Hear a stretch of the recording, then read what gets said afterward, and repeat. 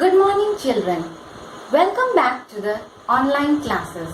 I hope everyone is fit, fine and healthy. तो आज की क्लास हम शुरू करते हैं। आज की क्लास में हम हिंदी व्याकरण से चैप्टर 4 संज्ञा के बारे में जानेंगे। सबसे पहले हम संज्ञा की परिभाषा देखते हैं। किसी प्राणी, वस्तु, स्थान या भाव के नाम को संज्ञा कहा जाता है। हम दोबारा से इस परिभाषा को देखते हैं। किसी प्राणी, वस्तु, स्थान या भाव के नाम को संज्ञा कहा जाता है। हम विस्तार से इसके बारे में पुस्तक से जानेंगे। इस चित्र को ध्यान से देखिए।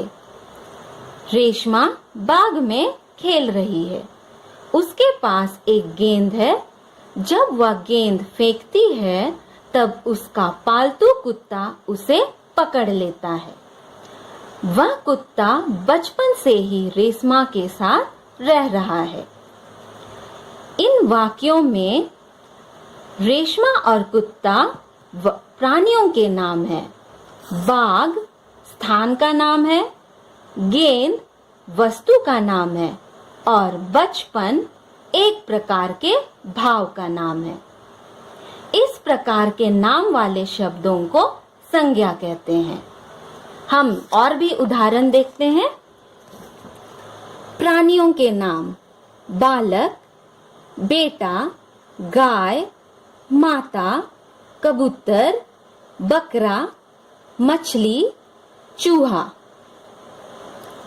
वस्तुओं के नाम: फूल, सेब, फल, कुर्सी, पुस्तक, जूता, ताला, धनुष, चादर, नौका। भावों के नाम: लड़कपन, सुंदरता, बुढ़ापा, घबराहट, प्रसन्नता इत्यादि। ये सभी संज्ञा के उदाहरण हैं। अब हम लोग संज्ञा के भेद के बारे में जानते हैं। संज्ञा के 3 भेद होते हैं: जातिवाचक संज्ञा, व्यक्तिवाचक संज्ञा और भाववाचक संज्ञा। इन तीनों के बारे में विस्तार से हम पुस्तक में देखेंगे। सबसे पहले हम जातिवाचक संज्ञा के बारे में जानते हैं। जो संज्ञा शब्द किसी जाति का बोध कराता है उसे जातिवाचक संज्ञा कहा जाता है।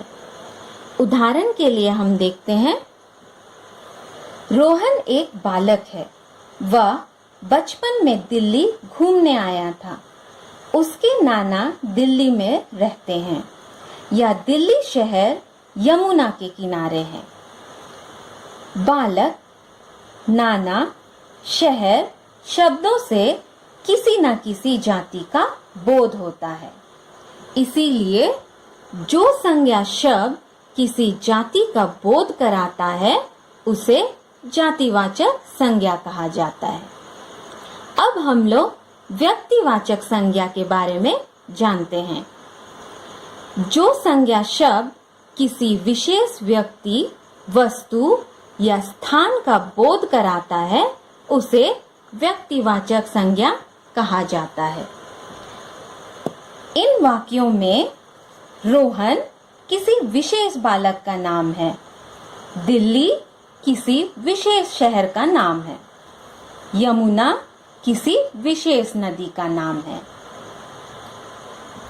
अब हम लोग भाववाचक संज्ञा के बारे में जानते हैं।